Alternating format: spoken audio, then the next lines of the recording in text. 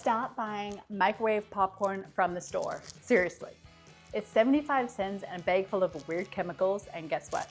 You can make the same thing for just 10 cents with this simple bag and popcorn kernels.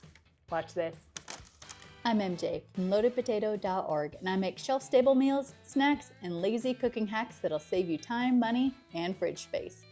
Just add a 1/4 cup of popcorn kernels straight to your brown paper bag. No oil, no problem. Fold it over a couple times, tight enough to stay closed, but loose enough to make it pop. Throw it in the microwave, hit the popcorn button, and walk away and let it do its thing. Boom, fresh popcorn. No crazy chemicals in the store-bought bags, no toxic butter goo, just crunchy goodness for a dime. Add a little butter while it's still hot, salt, garlic powder, whatever you're up to. Shake it up and bam. Easy, healthy movie night snack. Want more cheat codes like this? Follow me and check out loadedpotato.org for pantry-only meals, no chopping, no stress, and popcorn night for 10 cents. Dinner, snack, win.